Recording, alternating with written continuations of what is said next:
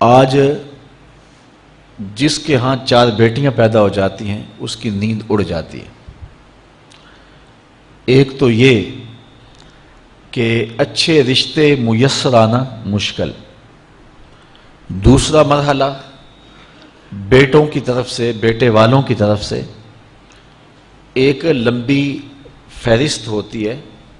کہ ہمیں یہ دیا جائے۔ بعض لوگ بولتے نہیں لیکن وہ کنائے میں، اشارے میں بتا دیتے ہیں،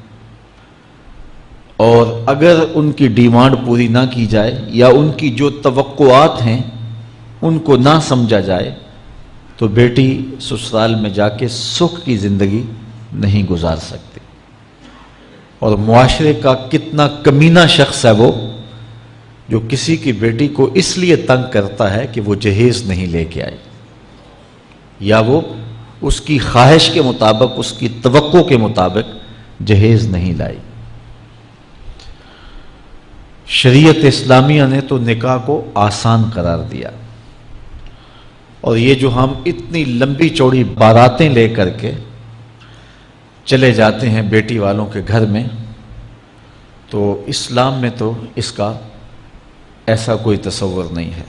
500 600 لوگ بیٹی والوں کے ہاں چلے جاتے ہیں، اور جس طرح کسی محاذ پہ جا رہے ہیں۔ نکاح فی المساجد کا رواج اگر ڈالا جائے تو ہماری زندگیاں سوکھی ہو جاتی ہیں۔ یہ جو مروج سلسلہ ہے اس سے غریب لوگ تو پریشان ہیں ہی، امیر لوگ بھی سکھ میں نہیں ہیں۔ آج 1 کروڑ روپیہ شادی پہ خرچ آ رہا ہے، اور جس کی 4 بیٹیاں ہیں وہ ساری زندگی اسی کام میں ہی لگا رہتا ہے۔ اور غریبوں کی زندگی تو اجیرن ہے۔ غریب کی بیٹیاں سگڑ ہیں، سمجھدار ہیں،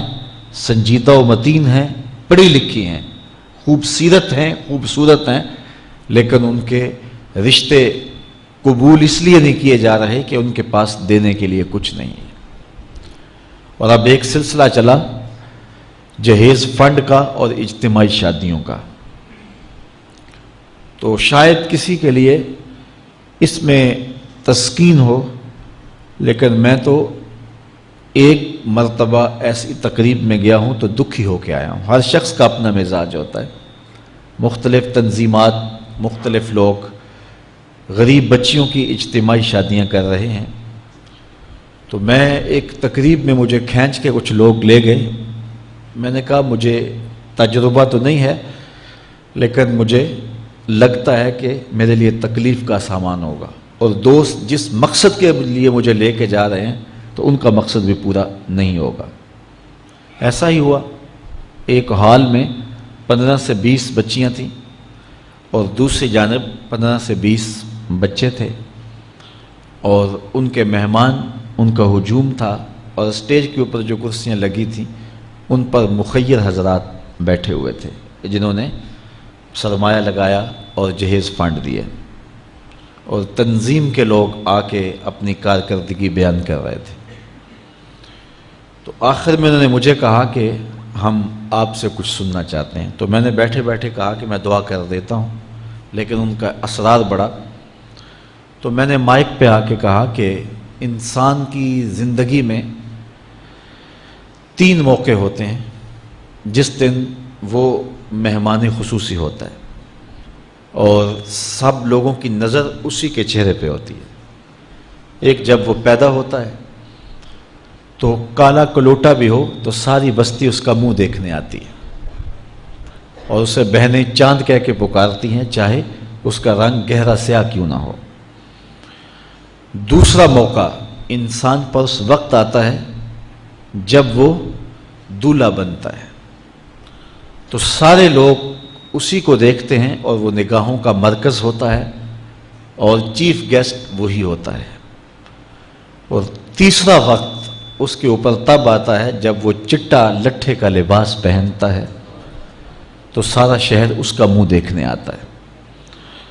تو میں نے کہا ان غریب لوگوں سے آج تم نے یہ حق بھی چھین لیا۔ آج مخیر حضرات کو اوپر بٹھایا اور ان کو نیچے بٹھایا ہوا ہے، اس لیے کہ یہ غریب ہیں اور کسی کے چہرے کے اوپر میں نے کہا خوشی کے آثار نہیں نظر آ رہے، اداسیاں ہیں، اور اتنے لوگوں کو ان کی غربت کا گواہ بنا رہے۔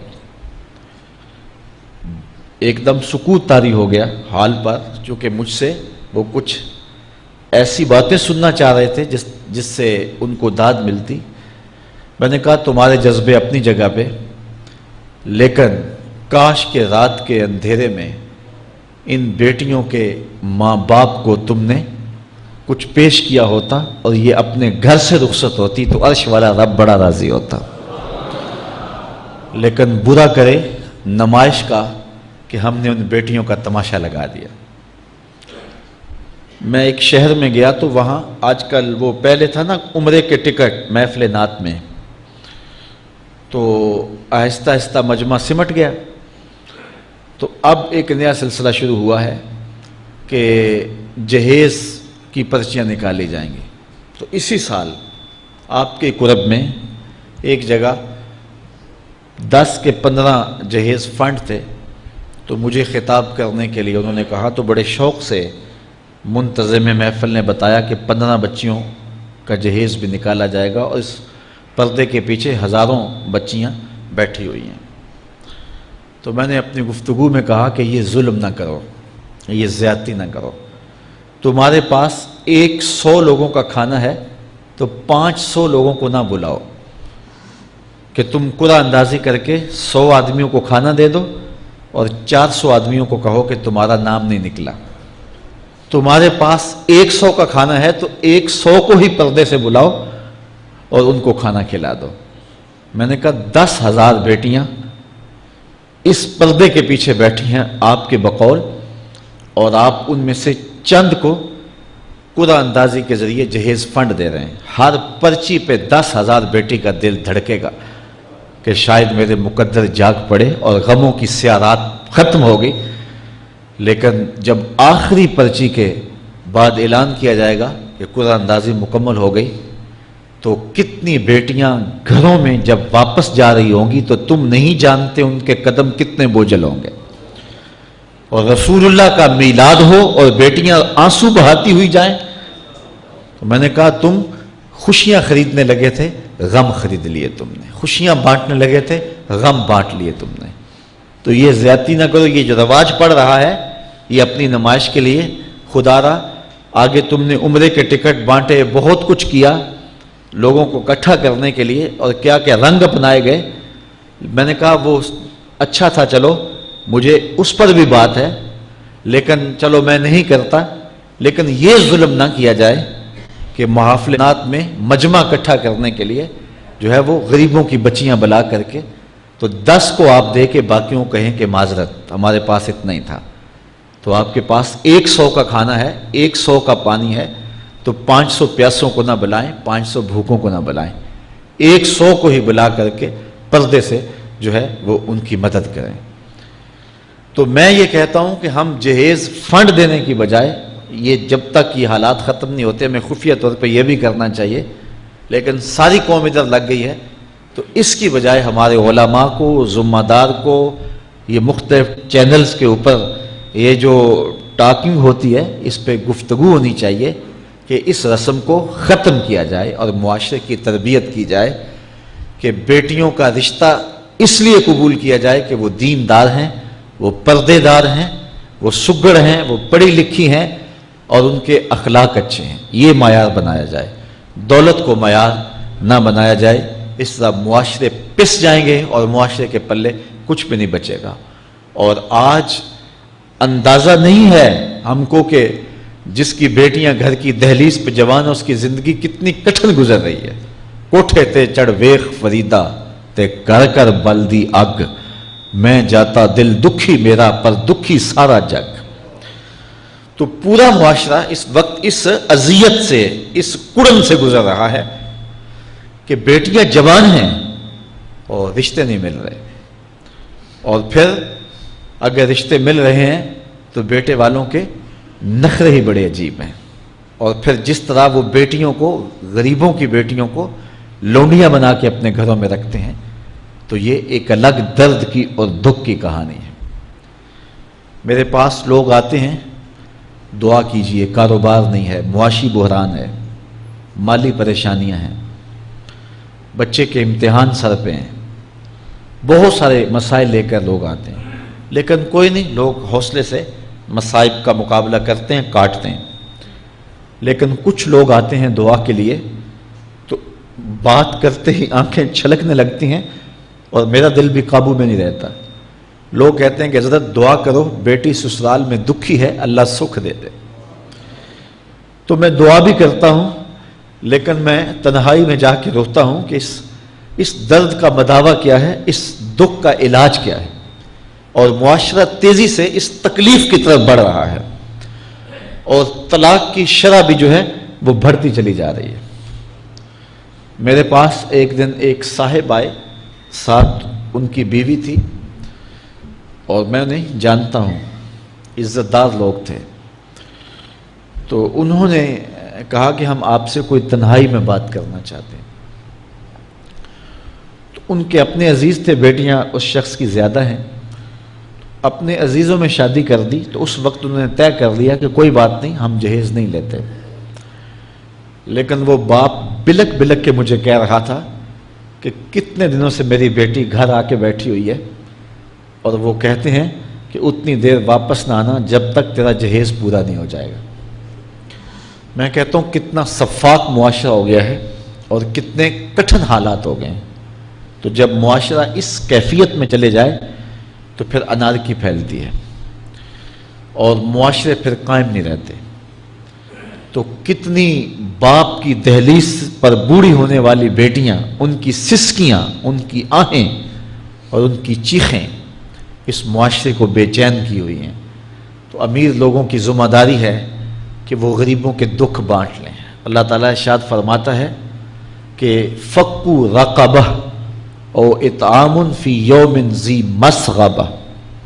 کسی پھنسے ہوئے کی گردن چھڑانا یہ بڑی نیکی ہے۔ تو اس وقت غریب کی بیٹیوں کا رشتہ کوئی قبول نہیں کرتا۔ اگر کوئی نوجوان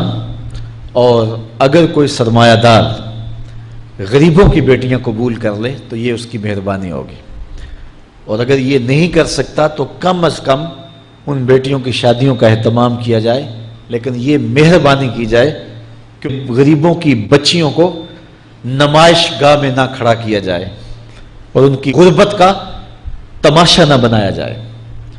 رات کی تنہائی میں ان کے ماں باپ کی خدمت کی جائے تاکہ وہ اپنی بیٹیوں کو عزت سے اٹھا سکیں۔ میرے حضور نے ارشاد فرمایا وَرَجُلٌ تَصَدَّقَ بِصَدَقَةٍ فَأَخْفَاهَا حَتَّى لَا تَعْلَمَ شِمَالُهُ مَا تُنْفِقُ يَمِينُهُ، جس شخص نے تنہائی میں خیرات کی کہ دائیں ہاتھ نے جو خرچ کیا بائیں کو پتہ بھی نہ چلا، قیامت کے دن جب کوئی سایہ نہیں ہوگا اللہ اس شخص کو اپنے عرش کا ٹھنڈا سایہ عطا فرمائے۔ تو یہ جو اجتماعی شادیوں کا ماحول ہے، تو اگر اس کو ہم اس میں تبدیل کر لیں کہ غریبوں کی عزت نفس مجروح نہ ہونے پائے، تو اللہ تعالیٰ یہ توفیق نصیب فرمائے اور معاشرے کے اندر ایسے لوگ نکلیں جو معاشرے کے دکھ بانٹتے ہیں۔ اور علماء کو ممبر و محراب سے زوردار آواز اٹھانی چاہیے کہ یہ جو رسم پیدا ہو گئی ہے جہیز کی، اور اس کے بغیر بیٹیاں گھر سے رخصت نہیں ہو سکتی ہیں، تو اس کو ختم کیا جائے اور اس کے خلاف عملی جہاد کیا جائے، اور اس کے لیے امیر لوگ نمونہ بنیں۔ غریب لوگ تو نمونہ بن نہیں سکتے، مشکل ہے ان کے لیے، لیکن امیر لوگ اگر نمونہ بنیں تو وہ بن سکتے ہیں، اور معاشرے کے اس ناسور کو ختم کیا جا سکتا ہے، اور غریبوں کی بیٹیاں عزت سے اپنے پیا گھر سدھار سکتی ہیں، اور ان کو جو ہے ان کے ماں باپ کو تسکین کی اور چین کی نیند آ سکتی ہے۔